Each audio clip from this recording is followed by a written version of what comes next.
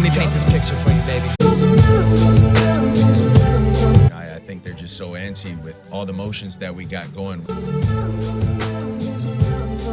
My expectation is that we don't throw 10 picks. We're going to get a quarterback change for Mike McDaniel this season as McDaniel pulls Tua. You have a terrible person that's telling you things that you don't want to hear, and then you have somebody else come in and tell you, dude, you are the best fit for this. Daniel pulls Tua.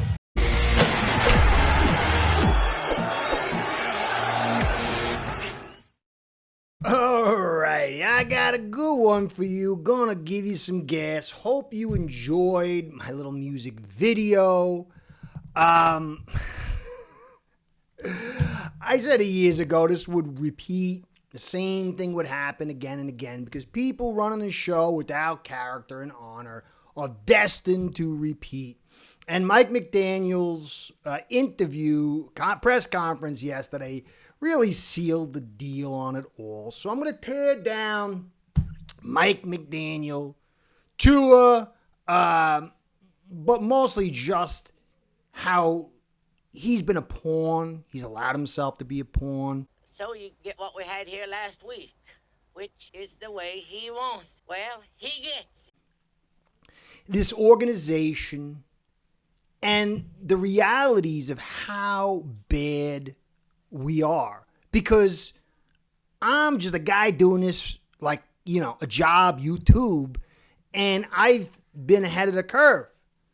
And it's not to say I'm a rocket scientist. It's just like so simple that even I can get it, which makes it more astounding that they didn't get it. And I'm going to cover some stats and information to show you how stupid our organization is, how treacherous our organization is, how stupid McDaniel is, and how much of a pawn Tua has been. And they're all getting the retread. It was Flores had dead bodies in the basement, so Grier and Ross could skate. Before you do what you're about to do, there's something that I want to say, all right? Now listen, now all you men here with wives or girlfriends or sisters or mothers, yes, I did sex them up a little bit. But here we are again, and Mike McDaniel and Tua are fighting and battling each other. Type their names in, and you'll get not dead bodies in the basement like Flores, because that doesn't fit the narrative. Tua sucks. He's he's got no character, can't lead, and he's a total loser. And McDaniel's nerd boy, he's weak, and he can't get it done. And meanwhile, there's no big podcast from Ocho and Rex Ryan, who's looking for a job, and Shannon about Grier and Ross. How much the same is the same. So here we are. McDaniel and Tua are entering Flores lane. So I'm going to start with McDaniel. Just a little story. I was watching a conference of his a couple days ago. My wife was in the bed with me, and I'm just watching it, She's like, what the hell is that? And my wife doesn't talk like that. She's like, this guy is the most annoying. Who is that? So that's the Dolphins head coach. She's like, no. So yeah. She's like, oh, I've never heard anything about it. What's wrong with that guy? So I said, So I kept on listening to it. And she's like, listen. And she is just like the most sweetest person on the planet. She's like, you've got to either shut that off or leave the room because it's driving me crazy. And then we saw the picture the other day of him with his feet turned to the side. Neither Mike McDaniel or Tua are bad people. They're weak. They're not strong characters. Brian Flores wasn't a villain monster that he was portrayed to be. All three of these guys were put into a hustle. All three of these guys have culpability, but all three of these guys have been used and their weaknesses exploited. And I'm going to cover at the end of this the actual reality of what they do in the media, how it's been developed and how it's being used to mind control you, to follow their directives. There's a reason the Dolphins have the second highest paid media department in the league. There's a reason why Grier keeps coming back, and no matter what Ross does, which is insane, he never seems to get the bullseye too long. But McDaniel's not, I don't like small dogs. My favorite dog was a small dog, so I take it back a little bit. But most small dogs, you can't trust them. You never know when they're going to bite you. They're fear biters. At least with the big dog, yeah, he might maul you and kill you, but it's usually not out of fear. And I just don't trust people like that. Now, if you know what you're worth, now go out and get what you're worth. But you got to be willing to take the hits and not pointing fingers saying you ain't where you want to be because of him or her or anybody. Cowards do that. But in football, it's more exasperated. It's better to have a guy like Flores who never lit Tua up in public, but was in the background doing what all football players have had throughout their careers. But it ain't about how hard you hit. It's about how hard you can get hit and keep moving forward. How much you can take and keep moving forward. That's how winning is done. You get the iron to make iron. You get put through the fire. Sometimes it's not the best, but it's the way it has to be done. You think in the military, they're coddling your feelings. They tried it. They had them wearing high heels and all this other crap, and it didn't work. It's not what you think. Flores made mistakes. Flores had Tua forced in. He had Ross and Grier, maybe Garfunkel in the background screwing him up, and then he went on a warpath, and that's what he failed at. And it got exposed and highlighted, and I'm sure they understood that and tried to accentuate it, especially when they created him the villain and Tua the hero. And then they brought Mike McDaniel in, who was the nice guy, the exact opposite. People felt like they connected with the Woody Allen nature. He was just like them, and he was going to save Tua. And now here we are, right back where we started with a different vilification. But Mike McDaniel's incompetent. 2 weeks ago, he's telling him, you got to keep your stuff down. There's no pointing fingers and all this other stuff. And he opens up his conference. Well, yeah, my goal is not to throw 10 picks. It's 10 picks on a season. But that's hyperbole to accentuate that, saying he throws 10 picks in a rough approximation on the game. He's involved, though. He's the head coach. He makes the calls. I'm going to show you how inept he is. Not only can he not get stuff in on time, he's got a team he can't control, but he's worried about the quarterback's picks. That's what he's going to focus on. He's just like Grier. Grier never accepts responsibility. He threw McDaniel under the bus in the press conference, and Tua did the same. Now they're all the same low-character people. But really, when you think about it, the quarterback is like the child. GM is like the grandparent. The head coach is the parent. And it should start working from the top down. I guess Ross could be the great-grandparent or the grandpoobah. Tua is the guy who's supposed to be developed.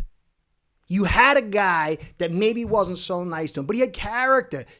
There was a lot less talent with Flores, and they've met almost the same expectations that McDaniel does. McDaniel's not fit mentally, and he will turn on you, and he's doing it now. But I want to show you, smart guy, not me. I'm stupid. Pat McAfee, who I love. The guy's funny. He's great. Great show, obviously. Hard-nosed football wins games. Wow. Newsflash. I said this in 2022 May before he was even hired. So I'm not Johnny after the fact. It was just, why run the football? It's so easy to throw the football if you got the right quarterback system and all that stuff. But defenses have figured a way to limit this passing game. Cycles are turning. You're seeing the passing game kind of level off a little bit.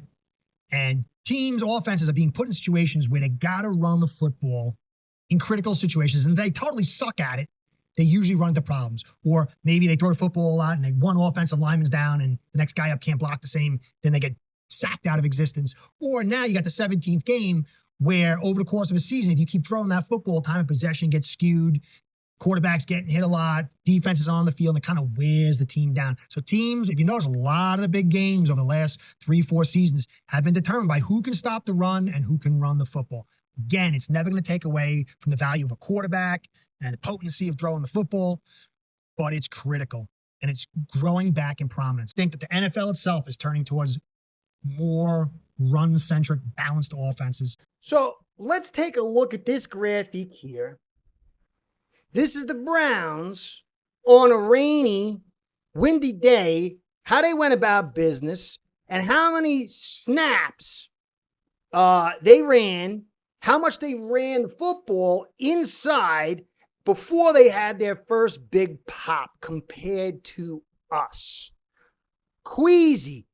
McDaniel is queasy without actually saying it. But remember, Ross said that Queasy was a young Don Shula. He likes these guys. McDaniel, Queasy, Gase. They remind him of Grier and himself. Don't work in the NFL. So look at this little graphic. You can see defensive line techniques, run gaps. It's from center over, so it would be the left side of the line all the way to the tight end. CGT. TE, see the gaps there, A, B, C, D, the techniques, 0 to 9. So they ran, we'll start with the bottom with the Browns. They ran 13 plays before they had their big pop run inside, 3 drives, 7 runs in the A and B gap, 2 in the C gap before 1 popped in the B gap, I believe. And they only had 2 big runs. The rest were stops. And the big run was I think the 13th play. But there was one around 7 or 8 where it was stuffed inside and the running back bounced out. And it was a bad tackle. But other than that, it was stuffs. Look at us. Rainy, windy day with a quarterback with not a big arm, not a good offensive line. And you got a defense that's a great front. You had 1 in the A gap, very Queasy, very McDaniel, 1 C gap, and then 2 D gap, and 1 was a pop run. And that's what you got. 11 plays, 2 drives, and this is in the middle of the second quarter. But you could see that you've got to run the football to make teams honest. You run it enough, and they had mostly of those 13, 9 runs out of 13 plays, stops. But McDaniel couldn't figure it out. And he continued to run outside. It's basic stuff. Stuff I've been telling you. Look at this graphic. I've been talking about it. This is updated. Top 10 rushing attempt teams. You can go look down the list. New York Giants, not a great quarterback, but they got a losing record, but they're the only one. Atlanta, not a great quarterback with Penix. Young, Carolina, not a great quarterback. Love, not too bad. Detroit, system quarterback. Chicago, mobile, but not really great. Mac Jones the last couple of games in San Fran. Darnold and Daniel Jones. But they got the top 10 rush attempts, 8-1-1. 1 losing record. Well, look at the bottom 10. Teams with the bottom 10 rush attempts. 2 wins, 1 tie, 7 losses. And you look down, you got Pittsburgh. They've had an easy record. I still got 24 attempts, 4-2. Chargers, Herbert, great quarterback, most say. 4-3, but they've been losing since the attempts dropped. And that's really a bunch of bad quarterbacks, except maybe Dak. But we're at the bottom, just about at 30.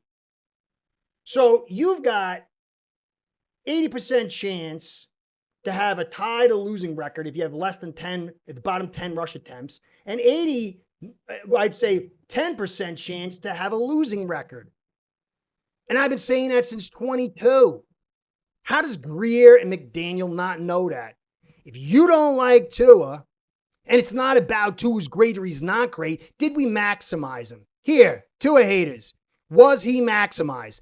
Is taking less than a stellar quarterback and giving him an inept clown of an OC like McDaniel, a bottom 5 O-line every year, poor run attack. Or don't tell me about 23. It was amassed, 30% of the rushing yards was amassed in like 3 games. And then most of the rush yards were on first down. That wasn't as good as it looks. It was a mirage, like smoke and mirrors like the rest of our stuff. No tight end. That's how you maximize your quarterback. So if Tua had a better offensive line, a better run game that could run inside, outside, and tight ends, he'd been like this.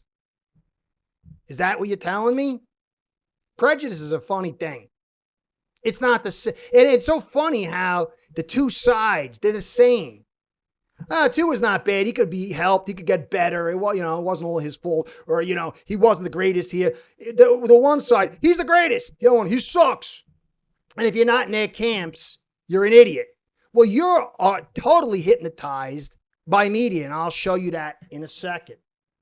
So, little graphic here from the other night. Mayfield, bum. First overall pick, left Cleveland. Darnold, 3rd overall pick. Saw ghosts, left the Jets. Daniel Jones, 6th overall pick on the Giants, left. Right? But what's their records now? What's changed? They got better OCs, better offensive lines, better talent around them, better run games, better framework. I'm not saying Tua could meet that. But again, was he maximized? No. Grier, Ross forced them in, set him on a bad path. Then he got forced out of Gailey. He even said in his thing, I just realized, he says, that you shouldn't be here, that this guy should be here, that you haven't earned this right. They're talking about Fitzpatrick. So if he didn't earn it, how did he get in there? And did it serve him? Gailey said if he's healthy and he knows the playbook, he can start. At the end of the year, he says, I wasn't healthy, didn't know the playbook. So has he been set up right? Then you get McDaniel, who's got the one hot year, catches you, but it's a total smoke and mirrors. And now you're back where you are. But this is for Tua. He is a pawn. He doesn't understand. He's innocent. He's not a bad guy. Maybe he's weak, but he could have been made stronger. But he's a good guy who gets used. He was used on the forced insert. He was used to be the victim for McDaniel, the hero, to go against Flores, the villain. And now he's been used through the whole process to get the ticket prices raised, to carry a poor offensive line created by Grier and an inept OC. And now that it's all failing, he'll be the villain. McDaniel might be the hero for a while, but he'll become the villain. And the next quarterback will be the hero, and the next HC will be the hero, and Ross, Grier, Garfunkel will continue. But Tua is deserved. He called him a terrible person. He didn't have to go that route. He didn't have to be the victim. But he's the guy who was told, show me the money. He's the guy who came out and threw the laundry out. He just he's not mentally with it. And neither is McDaniel. They're the perfect pawns for the next hoodwink. And you, fan is a fanatic.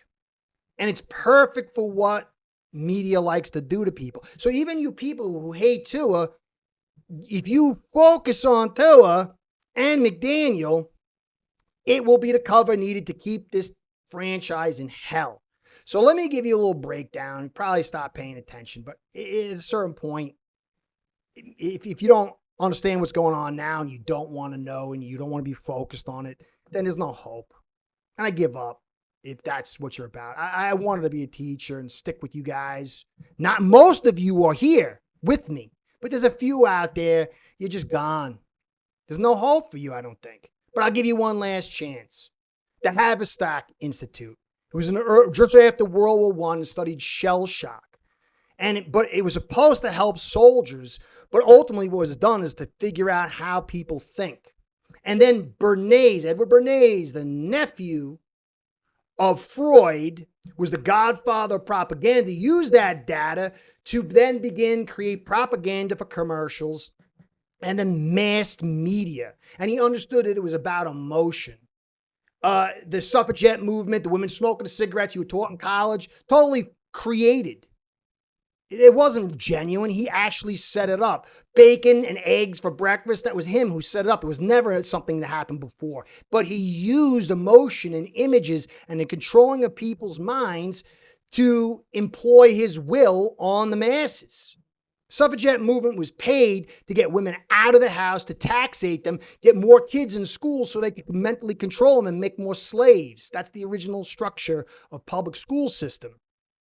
A lot of stuff flows past that, but if you take that understanding with digital media first, it was the audio, the radio, then the TV. But worst of all is the digital, because the blue light in the background creates a alpha state. It puts you in a trance-like mode where the information and the fingers of propaganda can steer you.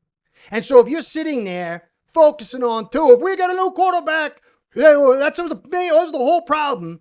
That's what they want. McDaniel, we just got to get the quarterback. We just got to get a new coach. If Ross doesn't change his overall MO, if Grier is still involved, and he probably will, and 50% chance he stays GM, and 50% chance he goes in the backdrop with Garfunkel and Beal, they don't want that. They want him to stay the GM. But if enough fans wake up, they'll either be forced to do something, funny, oh, he did a great job, and push him in the background, or if it's enough to get rid of him totally. What we've got here is failure to communicate. But all these content providers that are fixating on Tua for their clicks, fixating on McDaniel and the new pick and the new head coach and even the new GM, because the new GM will come in-house. If the new GM is outside the building and he has total control and he starts cutting everything, then there's hope. Other than that, it is hopium. And fans who follow along with these voices, whether these voices know what they're doing or not, they're Pied Pipers, you're going to get the villain, Ross, and his crew, and Grier back for another cycle, and you'll be doing the same thing in 3 to 4 years. McDaniel, everyone knew he wasn't good enough. It was a big roll of the dice. But you were told it wasn't. You were even told for a while offensive line's not a big deal. And then it's one of the best in the league. And the run game is so awesome. And you believed it. They lie to you. Lots of people lie to you. You could say, Curtis, you're lying too. Maybe. Vet me as well. But the stuff I say here isn't big clickbait stuff if you haven't noticed. And it tends to be mocked at in the moment, and then it ends up being, wow, a lot of people are saying the same thing later on. So I always got to vet everything, including me. But most of the stuff I do is not conducive to clicks. Guys, we've got to unify. You've got to be savvy now. And I know Tua's not the guy. He's got to go. And it's not just for his talent. However you slice it, he's got to go. McDaniel's got to go. But it's not about the pick. It's not about the new coach or the GM, unless that new GM's outside the building and he's quality. Because the hustle will continue. You've got to stay on target. You've got to stay focused. And you've got to be able to see who is the Pied Piper, whether they intend to be or they don't. And if they intend to be, you got to hold their feet to the fire. This is probably your last chance for the next 4 to 5 years. The rest of the decade depends on what happens here and how many fans get together and stick by this. So that's my deal. Hope you enjoyed. Curtis saying, be well, go Fins. Curtis out. Start building your own online sports book today by getting signed up with aceperhead.com service that'll allow you to book action on sports from all around the world.